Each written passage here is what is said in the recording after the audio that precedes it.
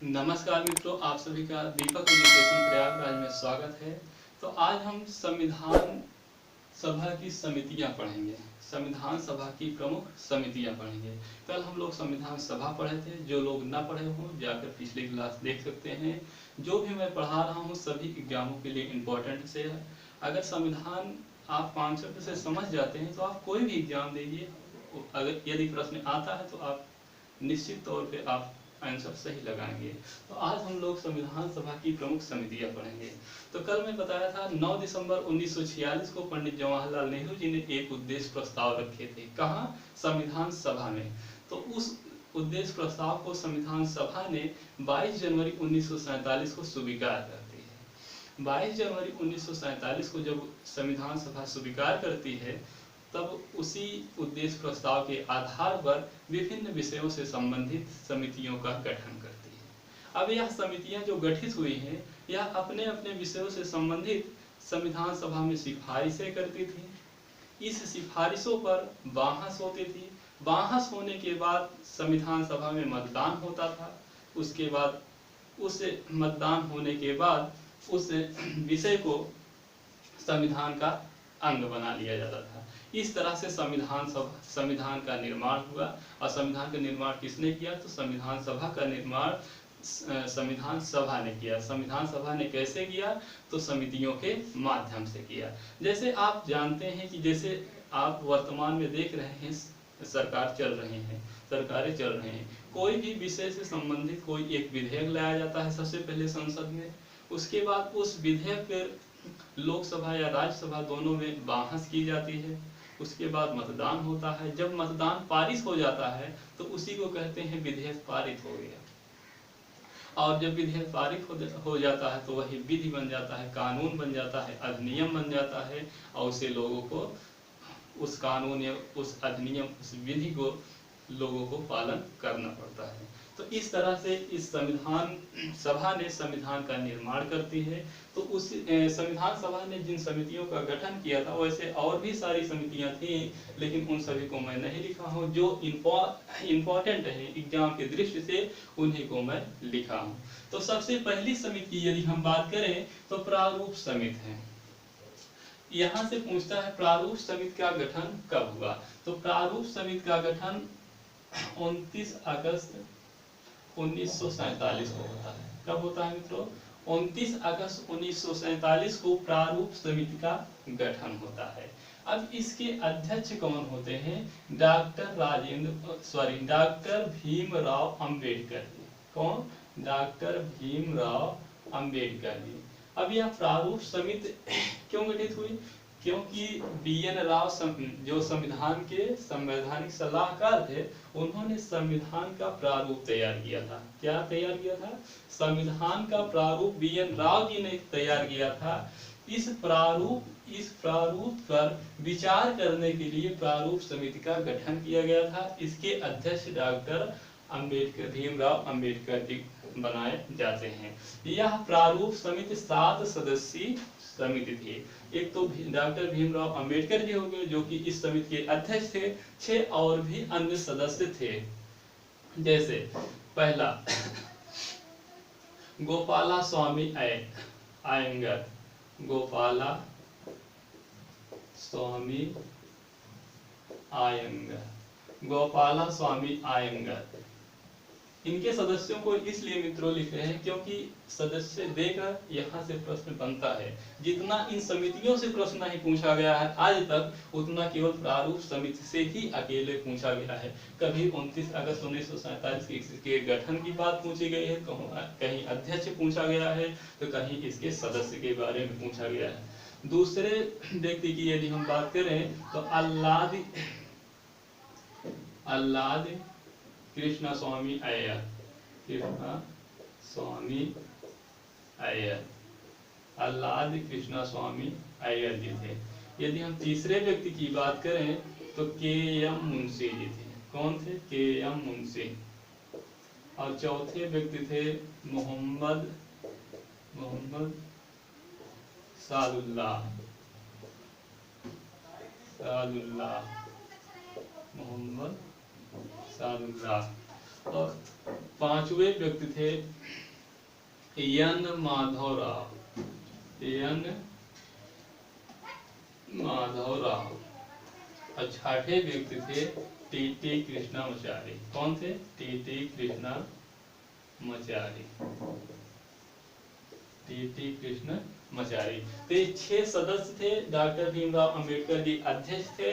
इनको लेकर यह प्रारूप समिति 7 सदस्यीय समिति थी। तो यहाँ से प्रश्न पूछता है, कहीं पर 3 ऑप्शन दे देगा इनका और एक ऑप्शन किसी दूसरे को डाल देगा, जैसे सरदार पटेल को या जवाहरलाल नेहरू को या डॉक्टर राजेंद्र प्रसाद, किसी को भी डाल सकता है। उसमें पूछ लेगा कि इनमें से कौन सदस्य नहीं थे प्रारूप समिति के, या 3 ऑप्शन इधर से दे देगा, एक ऑप्शन उसमें से दे देगा, कहेगा प्रारूप समिति के इसमें से कौन सदस्य थे। इसी प्रारूप समिति को एक और नाम से जाना जाता है, जो कि एग्जाम के दृष्टि से बहुत इंपॉर्टेंट है, पांडुलेखन समिति। पांडुलेखन समिति, लेखन समिति, पांडुलेखन समिति, पांडुलेखन समिति के नाम से भी प्रारूप समिति को जाना जाता है।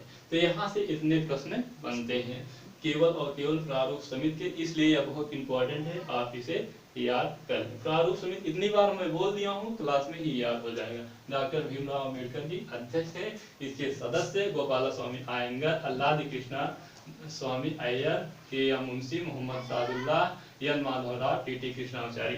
एन माधवराव बीएल मित्तर के स्थान पर, बीएल मित्तर जब इस्तीफा दे देते हैं, त्यागपत्र दे देते हैं, तो एन माधवराव इसके सदस्य बनते हैं। और टीटी कृष्णामाचारी डीपी खेतान के स्थान पे आते हैं। पहले इनके स्थान पर डीपी खेतान थे, डीपी खेतान का जब निधन हो जाता है तब टीटी कृष्णामाचारी प्रारूप समिति के सदस्य बन जाते हैं। यदि हम आगे बात करें तो चाहे पूछे संघ संविधान समिति के अध्यक्ष या संघ शक्ति समिति के अध्यक्ष या राज्य समिति के अध्यक्ष, तो पंडित जवाहरलाल नेहरू जी, पंडित जवाहरलाल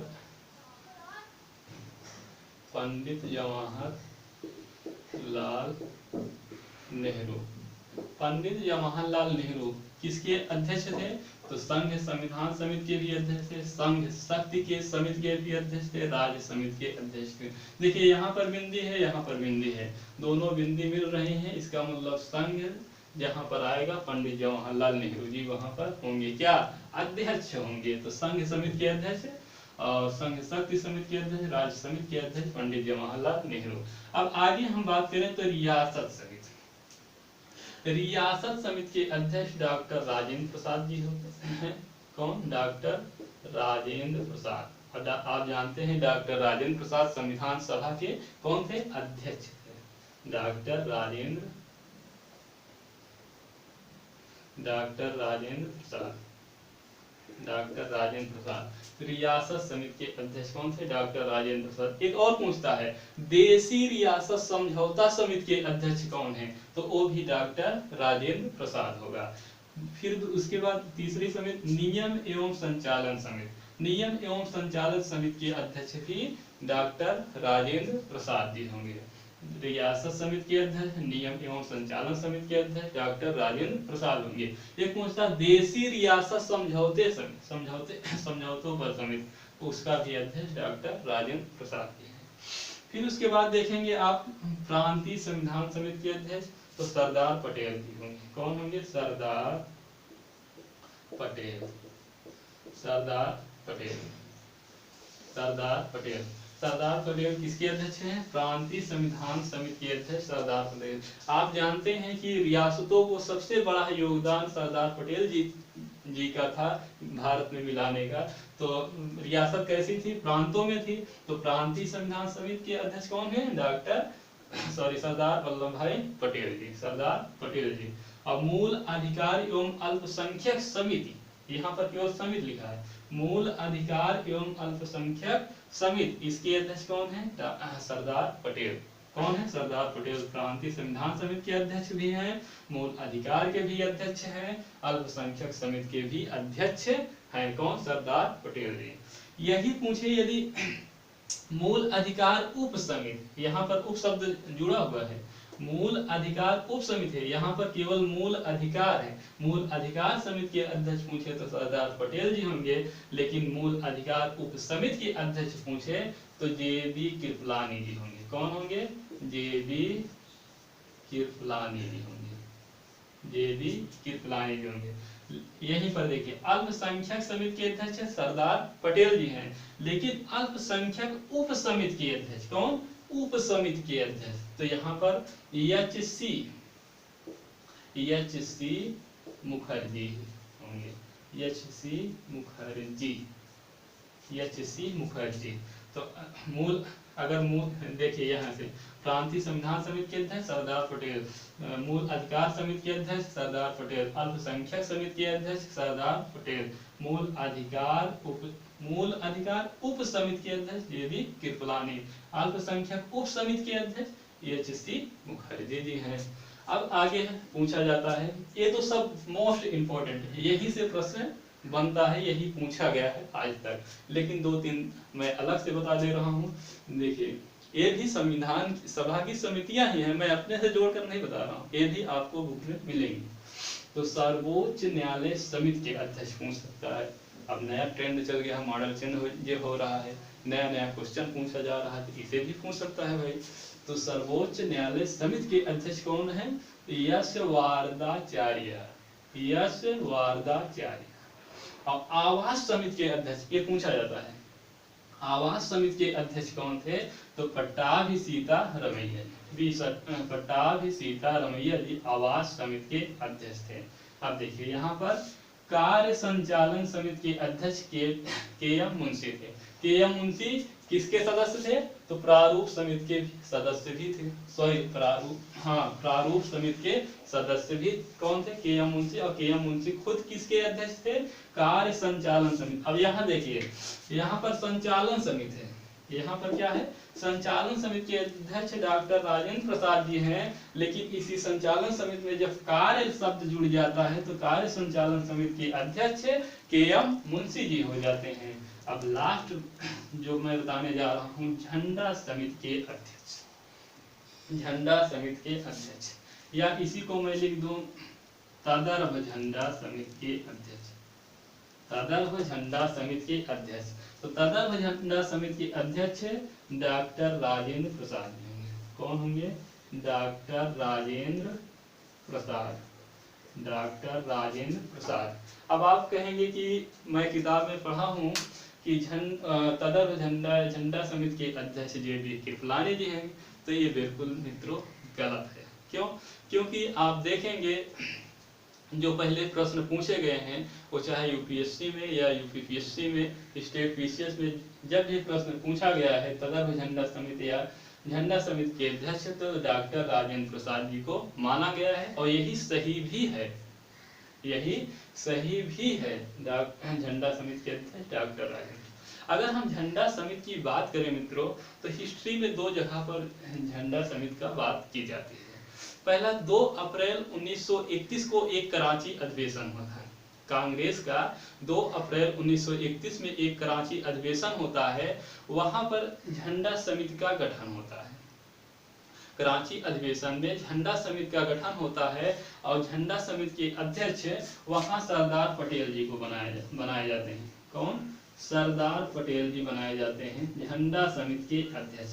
इसलिए मित्रों, और दूसरी बात होती है संविधान सभा में 23 जून 1947 को संविधान निर्मात्री परिषद, 23 जून 1947 को संविधान निर्मात्री परिषद 1947 में तदर्भ झंडा समिति का गठन करती है। इस समिति के अध्यक्ष डॉक्टर राजेंद्र प्रसाद जी। तो ऐसे मतलब 2 तरीके से यहाँ प्रश्न पूछ सकता है। अगर सिंपल पूछे, एकदम कुछ भी उसमें जोड़े ना, केवल पूछे झंडा समिति के अध्यक्ष कौन थे, तो सरदार वल्लभ भाई पटेल होंगे। क्यों? क्योंकि ये हिस्ट्री से क्वेश्चन पूछ रहा है। अगर वहीं पर पूछे तदर्भ झंडा समिति के अध्यक्ष कौन है, तो डॉक्टर राजेंद्र प्रसाद जी होंगे। लेकिन एक प्रकार से और पूछ सकता है, जैसे मान लीजिए पूछे कि संविधान निर्मात्री परिषद झंडा समिति के अध्यक्ष कौन थे, तो डॉक्टर राजेंद्र प्रसाद। अगर निर्मात्री परिषद अगर शब्द जोड़ दिया तब झंडा समिति के अध्यक्ष डॉक्टर राजेंद्र प्रसाद जी हो जाएंगे। केवल सिंपल में पूछे झंडा समिति के अध्यक्ष तो सरदार पटेल जी होंगे। ये हिस्ट्री से समझ लीजिएगा कि प्रश्न पूछ रहा है। और तदर्थ झंडा समिति के अध्यक्ष पूछे तब डॉक्टर राजेंद्र प्रसाद। तो एक बार मैं फिर से एक बार आप लोगों को रिवीजन करा दे रहा हूँ। प्रारूप समिति को ही पांडुलेखन समिति कहते हैं। इसका गठन 29 अगस्त 1947 को होता है। यह इस प्रारूप समिति के अध्यक्ष डॉक्टर भीमराव अंबेडकर जी बनाए जाते हैं। और इसके अन्य सदस्य गोपाला स्वामी आयंगर थे और अल्लादी कृष्णा स्वामी अय्यर जी थे, के.एम. मुंशी थे, मोहम्मद सादुल्ला थे, एन माधवराव जी थे। एन माधवराव किसके स्थान पे? तो बी.एल. मित्तल के स्थान पे, बी.एल. मित्तल के स्थान पे एन माधवराव। और टी.टी. कृष्णामाचारी, डी.पी. खेतान, जब डी.पी. खेतान जी का मृत्यु हो जाती है, निधन हो जाता है, तब उनके स्थान पर टी.टी. कृष्णामाचारी जी इसके सदस्य बनते हैं। उसके बाद सर्वोच्च न्यायालय समिति के अध्यक्ष है यश वारदाचार्य और आवास समिति के अध्यक्ष पट्टाभी सीतारमैया। और कार्य संचालन समिति के अध्यक्ष पूछे तो के.एम. मुंशी। लेकिन केवल संचालन समिति के अध्यक्ष पूछे तो डॉक्टर राजेंद्र प्रसाद। और झंडा समिति के अध्यक्ष पूछे तो तदर्थ झंडा समिति के अध्यक्ष पूछे तो डॉक्टर राजेंद्र प्रसाद। देखिए, तदर्थ झंडा समिति के अध्यक्ष पूछे डॉक्टर राजेंद्र प्रसाद। संविधान निर्मात्री परिषद झंडा समिति के अध्यक्ष पूछे तब भी डॉक्टर राजेंद्र प्रसाद होगा। लेकिन अगर वैसे सिंपल में पूछ ले कि झंडा समिति के अध्यक्ष कौन थे तो सरदार वल्लभ भाई पटेल जी थे। तो इस तरह से ये संविधान सभा की प्रमुख समितियां हुई। और अंबेडकर जी की बात करें, डॉक्टर भीमराव अंबेडकर जी, तो इनका बहुत बड़ा योगदान था संविधान निर्माण में। इन्हें आधुनिक मनु भी कहा जाता है। डॉक्टर भीमराव अंबेडकर जी को आधुनिक मनु भी कहा जाता है, क्योंकि इन्होंने बहुत अच्छी भूमिका निभाई थी संविधान निर्माण में। और इन्होंने एक लिखा था हिंदू धर्म की पहेलियां। एक प्रश्न पूछता है हिंदू धर्म की पहेलियां के लेखक कौन है? तो डॉक्टर भीमराव अंबेडकर जी होंगे। एक बुक इन्होंने और लिखा था थॉट ऑफ पाकिस्तान, पाकिस्तान पर विचार इन्होंने 1940 में ही लिख दिया था। मतलब इन्होंने इतने दूर दृष्टि थे कि 1940 में इन्होंने पाकिस्तान पर विचार लिखा था पुस्तक।